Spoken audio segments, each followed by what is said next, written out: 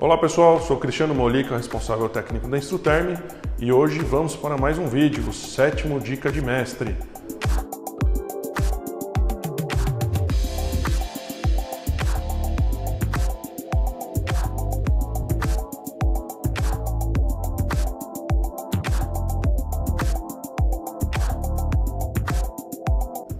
E hoje nós vamos falar sobre conforto térmico. Não se esqueça, ative o sininho e deixe o seu like se gostar do vídeo. Por iniciativa da Instruterm, nós estamos gravando a nossa dica de mestre número 7 e agora nós vamos falar sobre o índice de avaliação para conforto térmico. Não é? Vale lembrar que na dica de mestre número 6, o vídeo anterior, nós contamos a história das pesquisas que desenvolveram esses índices de avaliação do calor. Se você não teve chance de ver, eu sugiro que você dê uma olhadinha no canal da Instruterm ou no meu canal no YouTube para você ver as informações históricas desse tema sobre calor. E aí você certamente vai compreender melhor o tema desse vídeo que nós estamos apresentando aqui. Muito bem, nós vamos falar então um pouquinho sobre essa questão da sensação térmica e como é que nós caracterizamos isso. A sensação térmica, ela é muitas vezes diferente de pessoa para pessoa. Tem pessoa que vai sentir no polo norte ou no polo sul e outra vai sentir no equador, né, no mesmo ambiente, dependendo aí da idade, do gênero, da atividade, do sexo e aí vai. Então essa é uma questão complexa de você equacionar mesmo, né? Mas as normas que nós temos para conforto térmico, elas tentam estabelecer algum padrão assim, que agrade a maioria das pessoas. Então, uma definição que eu gosto bastante é o que foi dada pelo engenheiro Álvaro Ruas, que é um ex-pesquisador da Fundacentro, e quando ele fez a sua tese de doutorado, ele tratou desse tema, e a definição que ele deu é a seguinte: conforto térmico é a sensação de bem-estar experimentada por uma pessoa em um ambiente, fruto da combinação satisfatória entre a temperatura radiante média, umidade relativa, temperatura, velocidade do ar, atividade e vestimenta utilizada. Essa combinação de fatores que deixam com que a pessoa se sinta bem num certo ambiente do ponto de vista térmico, né? Essa é a definição. Há outras definições, certamente, mas elas vão sempre estar abordando essa questão subjetiva que a gente às vezes não consegue medir adequadamente. De um modo geral, o que nós temos é que os índices de avaliação de conforto, que estabelecem padrões para escritórios, para escola, para teatro e para qualquer ambiente onde há uma aglomeração de pessoas, para entretenimento ou para trabalho até técnico-científico, os padrões procuram atender pelo menos 50% da população. Então, 50% é o mínimo que se deseja para que atenda o grupo. E, certamente, 25 vão sentir mais para o lado frio e 25 vão sentir mais para o lado quente. Então, essa é uma parte estatística que nós desenvolvemos, né? Muito bem. Há vários índices de avaliação, há várias técnicas, não é? Eu vou abordar, na verdade, uma, que é a temperatura efetiva, e vou, assim, comentar um pouquinho sobre a segunda, que é o índice de Fengel, né? Que é também bastante conhecido e talvez mais utilizado que a temperatura efetiva hoje, né? Mas, antes, eu queria só chamar a atenção para que o nome, às vezes, pode levar a algum erro. Quando você fala em temperatura efetiva, né, é um nome próprio, é uma técnica, é um método, né, que foi desenvolvido em 1923, há quase 100 anos atrás, né? Desenvolvido lá por dois pesquisadores, um bastante conhecido, que é o Yaglu, e esse outro colega dele, que é o Houghton, né? Os dois desenvolveram essa técnica em 1923 no laboratório da Sociedade Americana de Engenharia de Ventilação e Aquecimento. O índice de Fengel já é mais moderno, é de 1970. Né? Ele fez uma pesquisa com 1.300 pessoas, né? Na Dinamarca, professor lá no Centro de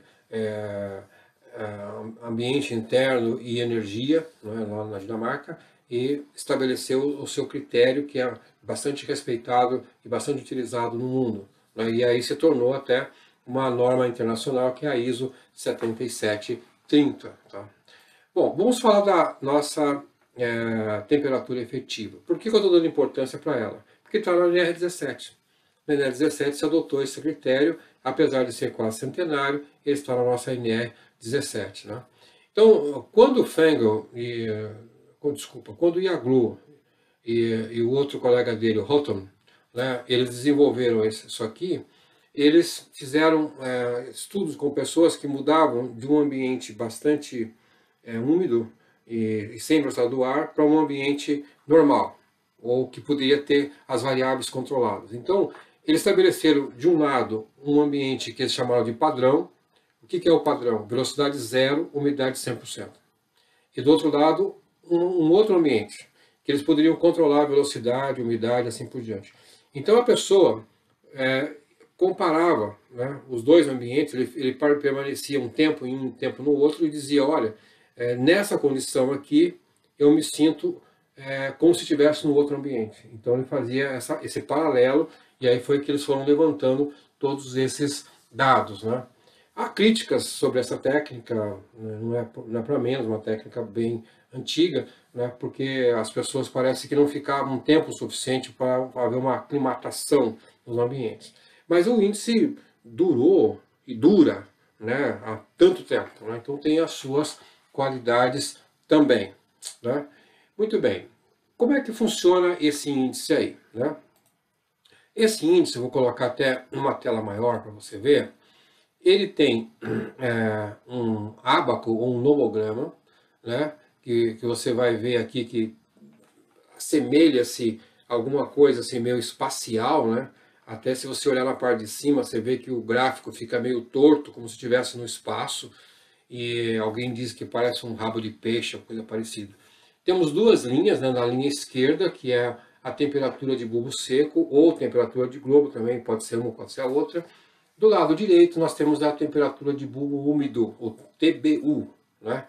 Bom, quando você tem o parâmetro do TBS, ou bulbo seco, e TBU, vai ligar os dois pontos. Exemplo, tenho 24 graus de TBS e tenho 14,5 de TBU. Passo essa linha, como você está vendo aí, e ela vai cruzar toda esses quadrinhos que aí está, e eles estão todos delimitados por velocidade do ar, que começa em 0,10, depois vai para meio, 1 metro por segundo, né? Então, dependendo da velocidade, você vai então fazer o cruzamento, achar um ponto. Exemplo, se eu pegasse uma velocidade do ar de 0,5 metros por segundo, eu ia dizer que a minha temperatura efetiva é 19,5. Se eu pegar um exemplo de 5, TBS 30 e TBU de 16, traço a reta. E se eu tivesse uma velocidade do ar de aproximadamente 1 metro por segundo, a minha temperatura efetiva seria alguma coisa próxima de 23, provavelmente mais certo, 23 graus, seria essa a ideia. Notem que na NR17 foi fixada uma faixa de conforto entre 20 e 23 graus. Velocidade do ar não superior a 0,75 metros por segundo, e a umidade não superior a 40%. Nós não sabemos bem, não há uma explicação por que chegaram nesses valores, né? Mas os cálculos foram feitos e se assume então que a maioria das pessoas que vão estar em um determinado local vão se sentir confortáveis dentro dessa faixa que aí está. Muito bem, só que para você determinar esses parâmetros, você vai precisar de alguns equipamentos, como o anemômetro e também o seu TBS e o seu TBU. Né? E aqui eu tenho alguns exemplos da Exotherm, dos fabricantes aqui, esse modelo TAR 300, que é um anemômetro, você está vendo aqui em cima tem uma ventoinha, né? E ele te dá umidade e velocidade do ar e temperatura do ar também. Do outro lado tem aqui esse que tem um extensor, é um anemômetro que não usa ventoinha, ele usa um sensor térmico e dá velocidade do ar. Embaixo eu coloquei um psicrômetro de aspiração. E quero que você observe esse desenho que aí está, que mostra um ventilador. Por que eu coloquei isso? Porque esse é o TBU mesmo. O TBU é um termômetro que tem na sua base um pavio e que ele fica umedecido, mas ele exige que tenha uma velocidade do ar constante. Então aqui ele fica diferente do TBN do IBOTG, porque a velocidade do ar necessariamente tem que ser forçada. Então essas são as diferenças que nós temos nos instrumentos e que nós vamos trabalhar. Bom, na prática, se você não quiser comprar um psicrômetro, porque só vai servir para a temperatura efetiva, o que você pode fazer? Eu tenho um instrumento como esse anemômetro aí, que me dá a umidade e me dá a temperatura do ar, o TBS também, os dois parâmetros. Pego uma carta psicrométrica da minha cidade, né, que tem todos os índices de umidade relativa do ar, e acho os dois pontos, TBS e umidade relativa. Então, quando eu juntar esses dois pontos, eu vou encontrar uma outra linha, normalmente nas cartas psicométricas, que é o TBU. Então, eu determino o TBU graficamente, e aí depois vou lá no nomograma, no ábaco, e determino a temperatura efetiva. Tá? Bem simples de ser feito. A temperatura efetiva, ela tem algumas limitações, não é? Que tem que ser bem considerada. Por exemplo, se você pegar nos extremos, que é uma coisa às vezes que a gente nem acaba fazendo muito, os estudiosos dizem que ela superestima o efeito da umidade do ar em baixa temperatura. Então, talvez ele não seja um índice muito bom para um ambiente mais frio. E também não é um índice muito bom para uma temperatura muito alta, porque ele subestima o valor da umidade relativa do ar. Não é? Outros pesquisadores falam que os critérios do temperatura efetiva não valem para o mundo inteiro. Então, por exemplo, em países tropicais, a população que nasce nessa região prefere uma temperatura um pouco mais alta do que na Europa, para poder se sentir confortável. Isso é uma coisa importante. Ao local, a origem onde nós estamos acostumados, muitas vezes as pessoas se sentem mais confortáveis numa temperatura mais baixa e outra temperatura mais alta. Então isso quase que não pode ser universal. Um outro aspecto que um pesquisador levantou, que eu achei bastante curioso, é que com o passar do tempo, nós de 2020, não é, nós temos sensação térmica diferente do que acontecia 60 anos atrás e principalmente 100 anos atrás, quando o Yaglu desenvolveu a técnica.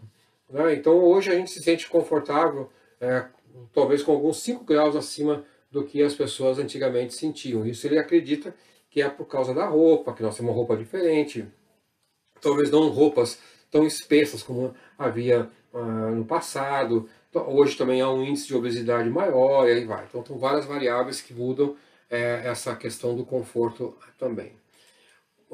Muito bem. Aí eu tenho agora vamos falar um pouquinho sobre o Fangio. Né? O Fangio, então, é um índice de 1970. Ele testou com 1.300 pessoas. E ele estabeleceu duas escalas. Uma que é o que é chamado do voto médio estimado, tá? Que em português seria VME. Então nós temos uma escala com 7 graus, menos 3 até mais 3, e o 0 é o conforto. Né? Então quando você está estudando um ambiente, existe uma equação que você vai levar em conta a atividade, a roupa, a temperatura, a velocidade, e tudo isso vai com uma conta enorme que você vai fazer e vai chegar nesse resultado. Pode ser menos 3, mais 3, menos 2, mais 1. Bom, se o seu resultado der 0, significa então que os seus parâmetros ambientais e os parâmetros de roupa, vestimento das pessoas, então estão muito bem equilibrados. Isso aqui. Isso deve agradar a grande maioria das pessoas. Mas, por exemplo, se você chegar nessa conta do VME e der mais 1, por exemplo, né? Então aí você olhando aqui embaixo, você vai ver quantas pessoas vão ficar insatisfeitas com esse PMV ou VME de mais 1. Então aqui, se você olhar o gráfico, aqui parece um V, né? Assim, um funil, tá? E subindo aí você vai encontrar que aproximadamente 25% das pessoas estarão insatisfeitas porque vão considerar esse ambiente quente para eles. Então o Fangio tem essas escalas, ele é mais técnico, então por isso que ele é mais aceito na comunidade científica e para os projetistas de ambiente. Né? Então isso é uma questão que nós temos que levar em conta também.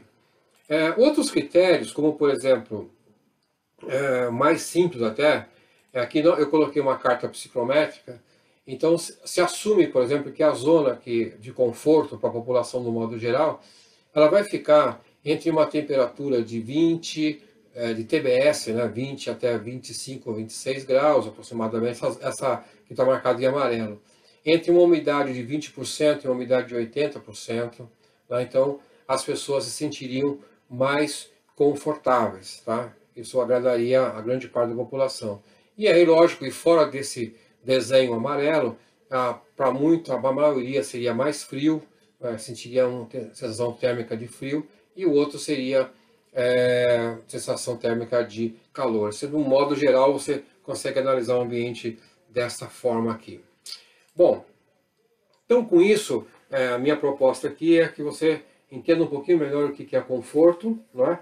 Eu queria destacar também que quando algumas pessoas fazem relatório de avaliação do calor, escrevem que avaliaram o conforto térmico, mas usaram o IBOTG, não é? Então, o IBOTG é uma técnica, não é para conforto, o IBOTG é uma técnica para sobrecarga térmica. Quando se usa o IBOTG, nós queremos determinar se há risco de hipertermia, e a pessoa pode até chegar à morte lá.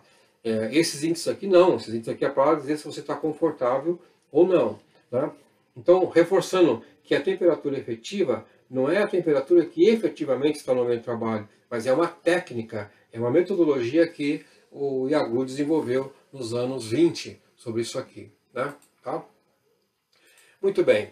E aí, só para ilustrar um pouco melhor, eu descobri ainda que também houve brasileiros, né, que desenvolveram isso, e essas pessoas são praticamente desconhecidas. Né? Então você veja, tem um engenheiro chamado Paulo Sá, que fez estudos no Rio de Janeiro entre 1931 e 1934, né, e ele descobriu que a faixa de conforto para o carioca era entre 18,5 e 23 graus. Um outro engenheiro em São Paulo, chamado Benjamin Alves Ribeiro, fez também estudos e percebeu que os paulistas preferiam uma temperatura um pouquinho mais alta do que no Rio de Janeiro para se sentir confortável. Então, critérios aí brasileiros que não são mencionados, infelizmente, essas pessoas acabaram desaparecendo na nossa história. Né? Então fica aqui a minha mensagem. Lógico que para quem quiser aplicar essas técnicas vai ter que dar uma estudada de como é que elas funcionam e tudo mais, né? Mas eu só queria fazer essa introdução para que você tivesse um pouquinho mais de conhecimento. Desejando a você um bom trabalho, sucesso na sua carreira e vamos seguir em frente aqui com as nossas dicas de mestre. Grande abraço. E aí pessoal, gostaram do vídeo? Várias dicas legais, né? Os métodos aí para temperatura efetiva, o mestre Marcos Domingos citando aí alguns métodos muito antigos, né? Espero que tenha um pessoal da nova geração aí que consiga avaliar novos métodos, estudar um pouco mais sobre isso para ajudar a gente aí no dia a dia. Tá legal? Se gostaram do vídeo, deixa o seu like, ative o sininho e deixe nos comentários o que você gostaria de ver no próximo vídeo. E não se esqueça, esse é o 7º Dica de Mestre. Tem os outros 6 que estão no nosso canal do YouTube. Basta aí dar um play e assistir eles também. Muito obrigado e até a próxima!